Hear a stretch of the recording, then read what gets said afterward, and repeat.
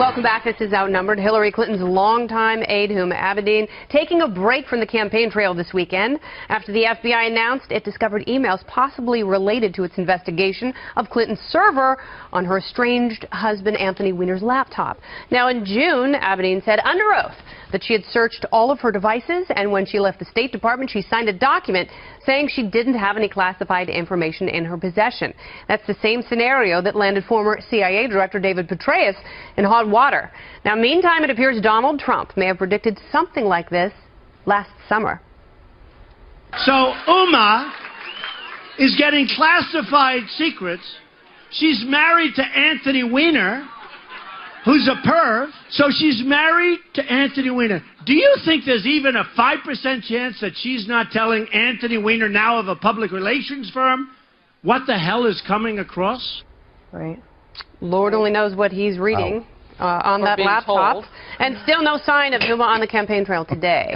Now, here's video from this morning of Clinton boarding her campaign plane, heading to Ohio. So, Judge, let's discuss this a little bit. So, you know, we bring up General Petraeus and the crime that he was charged with. How is this any different from, you know, the mathematical probability that Huma Abedin has classified information on that laptop? Far worse than what General Petraeus was charged with and for which he pleaded guilty. General Petraeus' matters were all in loose leaves in his guarded and protected home. He was the director of the CIA. He shared them with another person, his biographer, with whom he apparently had a relationship, who herself had a national security clearance. That's the extent of the David Petraeus situation. Now we're talking about probably many, many national security secrets put into an insecure place called espionage. Same crime for which Hillary Clinton was investigated and mysteriously exonerated by the same Jim Comey. Does that set a precedent for Huma Abedin, though? I hope not. I hope that Jim Comey's announcement on July 5 was an aberration and not a precedent. That remains to be seen. A one size fits all just for Hillary Clinton. So the potential for bribery with Anthony Weiner, given his past and present, and his proclivity for texting all sorts of man of ill repute. I mean, you talk about, if he were clairvoyant, Donald Trump, I don't know what it was, but you talk about a setup that was potent. I mean, potentially disastrous. With him having national security type information, if there's any classified or otherwise in there, it's not just that Huma Abedin was, you know, backing it up on their laptop. He had it, and anybody could have bribed him. You know, I don't mean for this to sound weird, but it's going to sound weird. I hope that even a pervert can be patriotic. I hope that even Anthony Weiner, that sounds bizarre. Who was a member of Congress, who was the chief of staff for Chuck Schumer, who was a mainstay in Democratic politics in New York City. This I hope he knows what not to do. This has to do with an outsider wanting to maybe bribe if they knew that there was information on there. Here you have somebody who is doing something.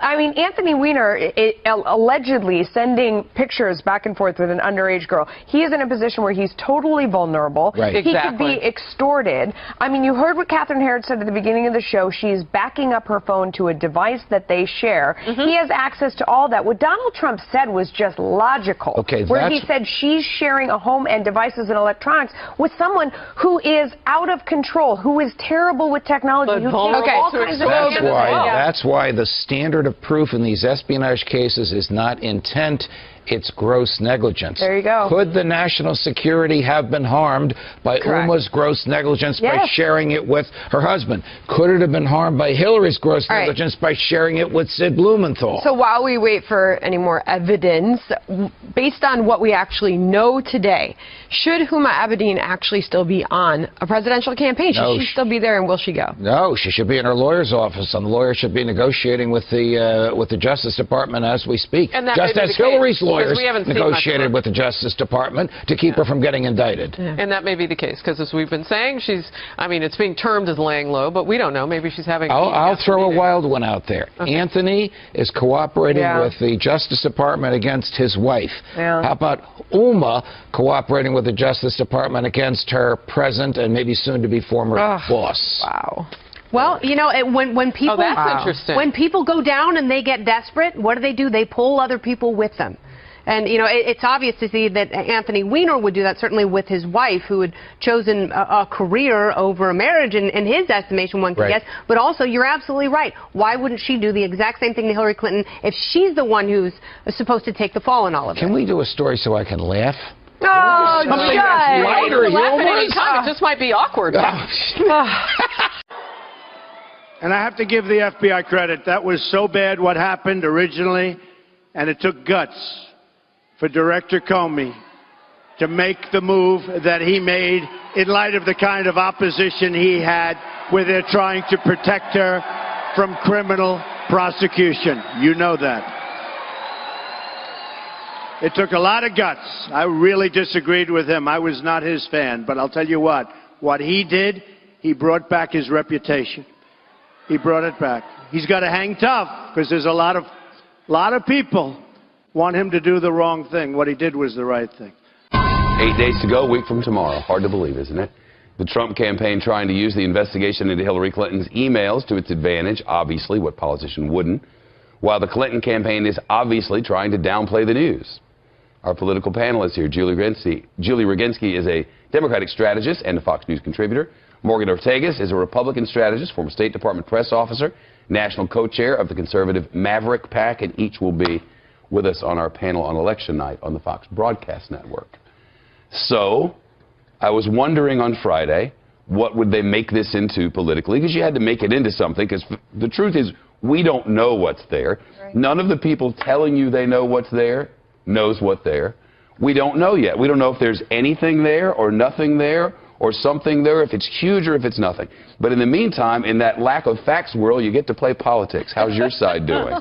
Well, my side is having to operate, I guess, with the lights turned off, right? You're kind of shadow boxing something. You don't know you don't really understand what you're shadow boxing. But you want to change the narrative. You want to get the narrative back to your happy place. It's interesting, because at first I thought they'd want to change the narrative, but it seems like they're not. They're doubling down on this issue, and I'm saying essentially that Jim Comey acted, not extrajudiciously perhaps, but acted in ways that are inappropriate this close to an election. So they're not backing down. They're not trying to change the subject.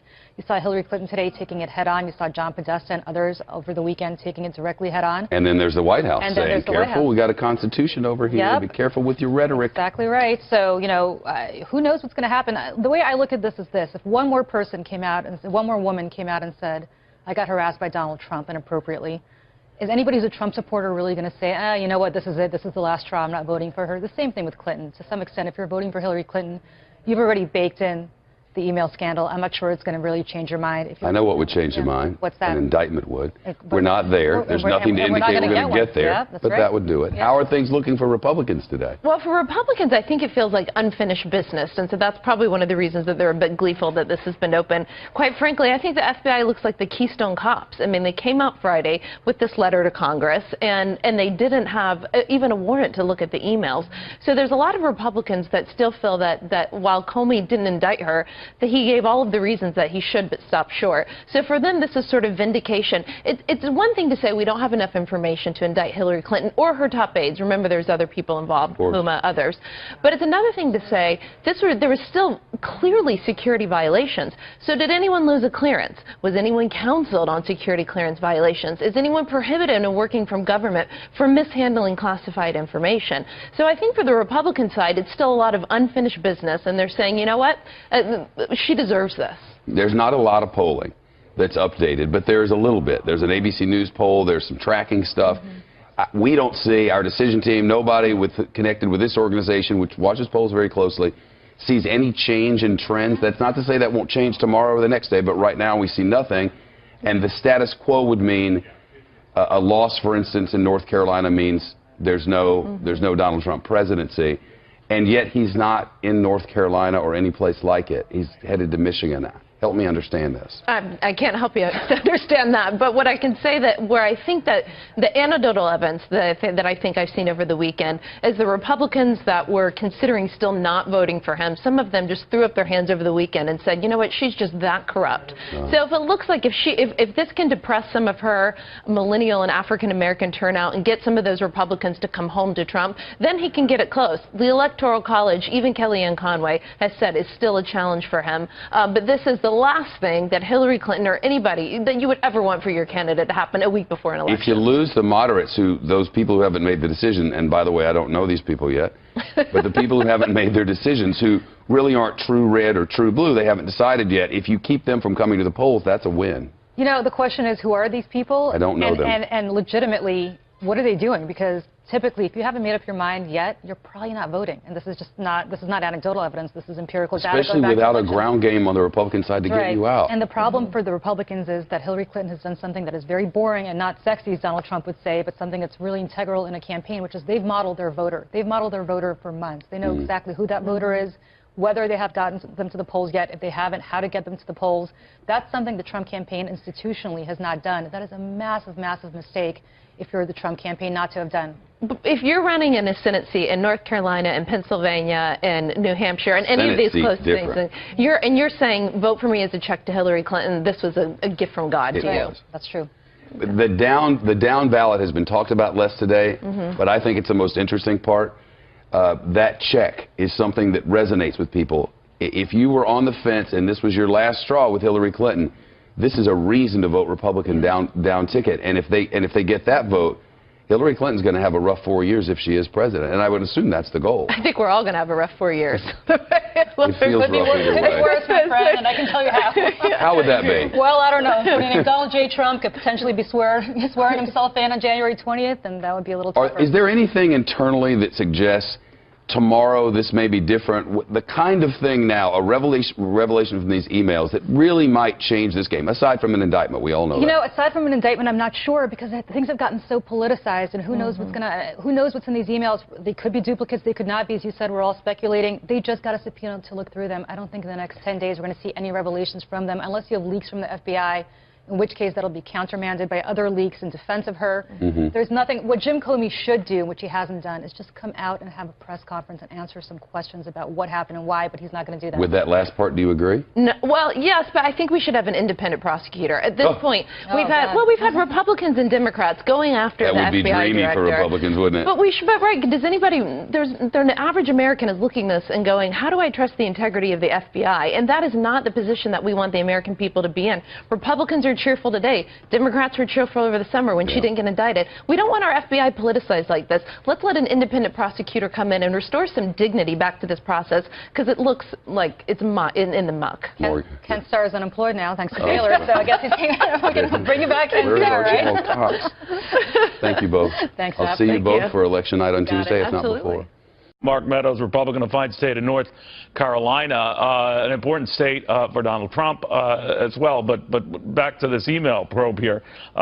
Congressman, is it your sense right now that Comey overstepped his bounds, that this is something that the Justice Department advised against? I think their message was, by all means pursue this if you must, but do so quietly. You're affecting an election at the time 11 days out.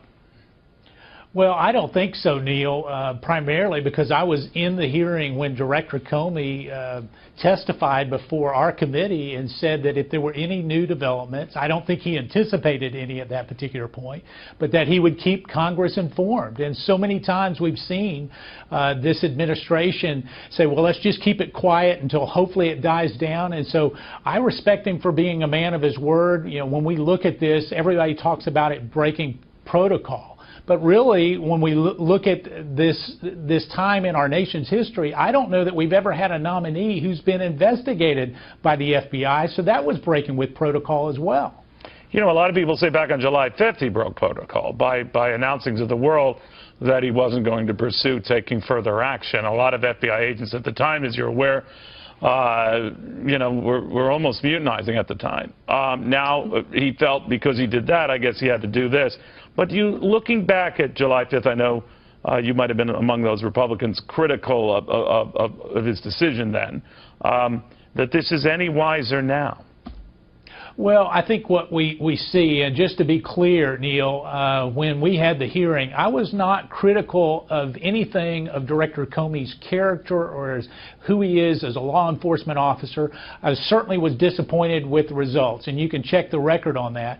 What we're having now is some of the same people that were applauding him on July 5th suggesting that he is the most corrupt director ever and calling for his resignation. And so when we look at this, just like Republicans were on July 5th, maybe not you, well, you know, and I think a number of us were very cautious to not impugn the reputation of the director. And so when you look at what he did in July, if you'll recall, July 3rd, which was a Saturday before the holiday, he actually had his staff doing their final interview with Hillary Clinton. That is not someone who is trying to do anything that is nefarious or I think most on both sides, when cooler heads prevail, will try to step back and see that. But having said all of that, do you think that this can be wrapped up before the election, or is this the kind of thing that's going to drag on for some time?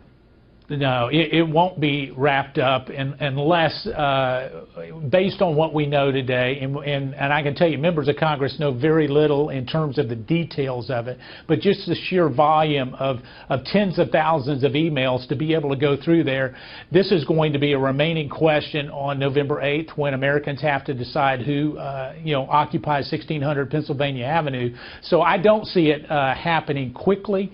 I do believe that the investigative team will be very diligent in their efforts. One of the other troubling things, though, Neil, is the fact that Miss Abedin, Huma Abedin, is saying she doesn't know how they got on this particular laptop. That is the fundamental question that we must answer. Is the whole reason for a private server was to, I believe, to actually cover up.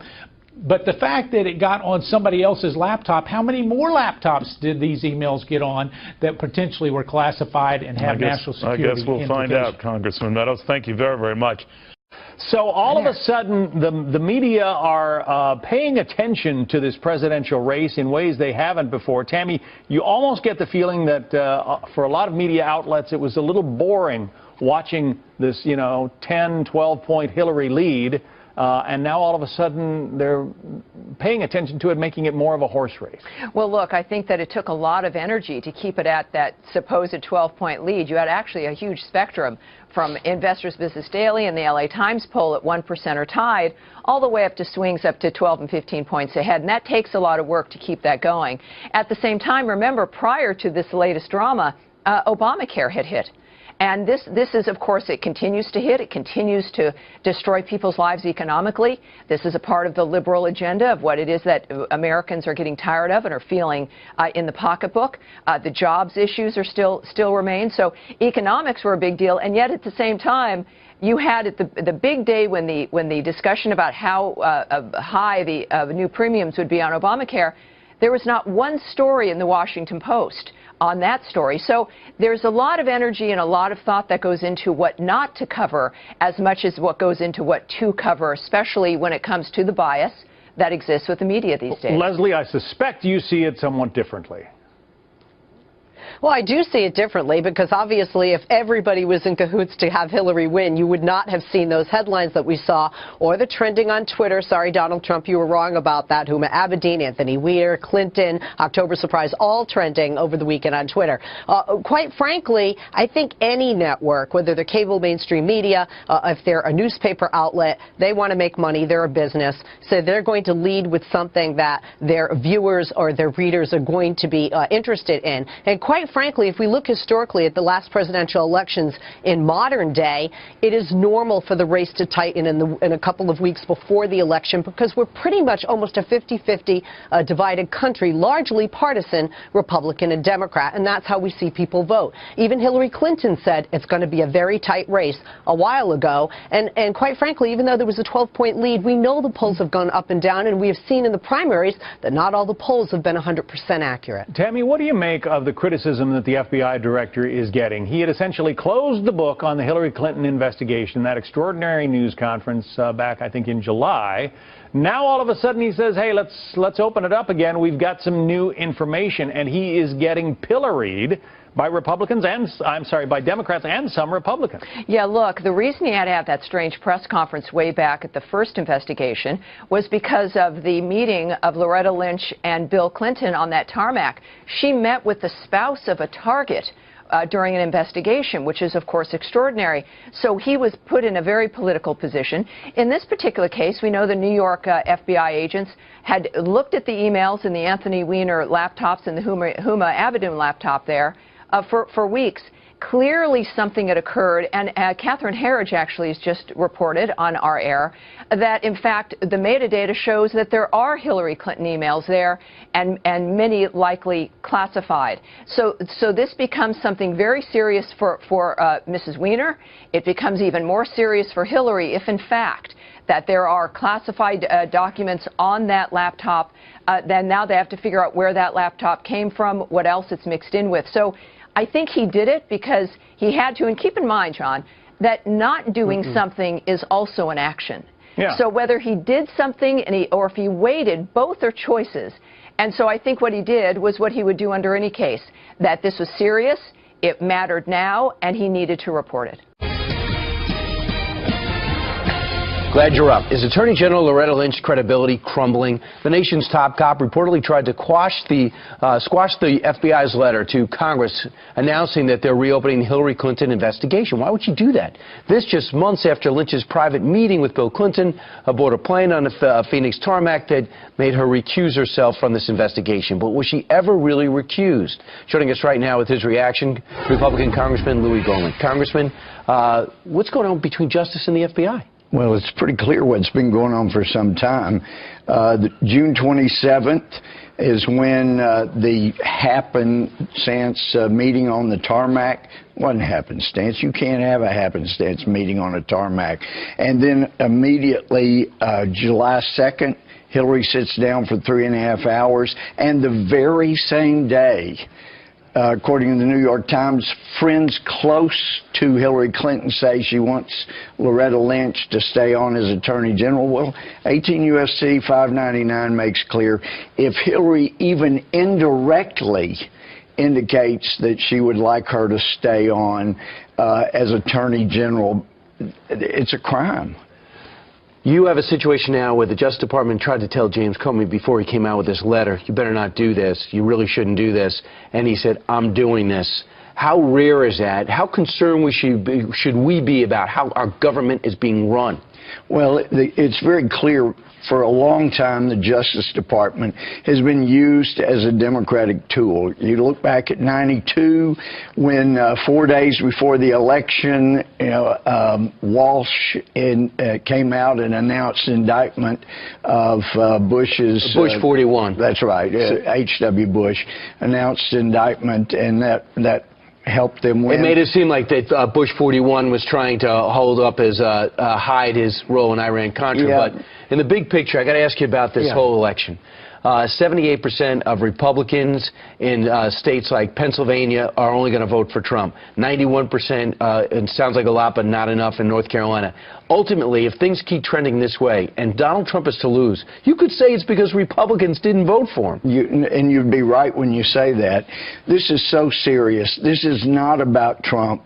This is about Hillary not appointing Scalia's replacement. If she does that, at least 4 out of the 10 original Bill of Rights will be gone. But Republicans know that. Do you think this is going to change anything real quick? Well, too many have been told by our Republican leadership, just protect yourself, run from Trump. Well, we're all going to live or die together in this election. We need to come back and make sure that Hillary doesn't win. Right. The crimes that have been committed need to be investigated, and it will never happen if Hillary is elected. Right. And Congressman, you were not originally going for Donald Trump, but you are now. No, there's no question. You have no choice. Louis Gohmert, thanks so much. Great to be with y'all. All right. Over the summer, Attorney General Loretta Lynch recused herself from the investigation into Hillary Clinton's emails, but has she still been pulling strings behind the scenes all along? Former Attorney General under President George W. Bush, Alberto Gonzales, joins us right now. We were just talking to the break, Mr. Attorney General. Always great to see you.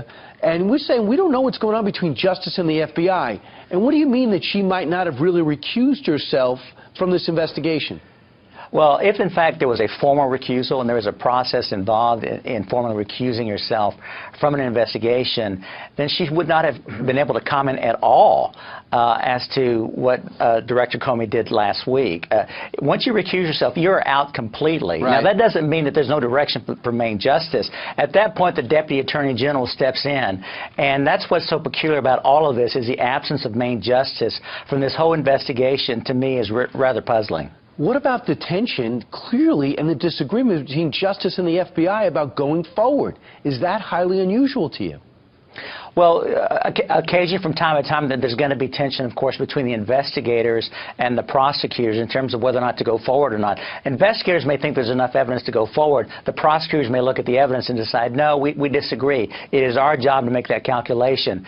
So sometimes there's going to be tension, but obviously what makes this unusual is the fact that we're just a week away from a presidential election involving one of the candidates, and that's what makes it so unusual. The other thing that makes it unusual, of course, is the way that that Jim Comey announced this summer that they would not move forward with any kind of criminal charges. So there's very little about this investigation that is consistent with protocol, quite frankly. We understand, too, that Justice found out the New York field office was continuing to pursue this email investigation and how it's linked to the foundation. And the word is, according to this Wall Street Journal article, that Justice Department was extremely angry at the FBI for going forward with this after Comey made his little speech. Well, that to me also is somewhat surprising in that you've got the U.S. attorneys who are the field generals for Maine Justice. Their job is to make sure that Maine Justice is aware of any kind of investigation that it could be considered high profile, which of course this would be. And so the fact that there may be surprise about that also is somewhat puzzling to me. Senator Harry Reid comes out and says, I think Comey's in violation of the Hatch Act, and he might bring up some type of might bring some legal action against him. Is he in violation of anything that you know of? I don't know whether or not this is the kind of action that would be in violation of the Hatch Act. The Hatch Act was intended to prevent, government officials from going out and politicking on behalf of a candidate, using government resources on behalf of a political candidate. I'm not sure that this really reaches a violation of the Hatch Act. And Mr. Attorney General, you're one of the rare people that really has an understanding on the inside and outside. As you look at this situation, what bothers you most? Well, certainly there are many things that bother me most about the investigation. One is the absence of the Attorney General and the prosecutors in this case. It's as if they've stepped aside completely and allowed the playing field entirely to Jim Comey, who heads up the investigators, and that is not the appropriate role of Maine Justice. Their job is to take the evidence gathered by the investigators at the FBI and make a decision as to whether or not a crime has been committed. When the next shoe drops, we'd like to call you. I hope you stay by your phone. Mr. Attorney General Alberto Gonzales, thanks so much. Thanks for having me.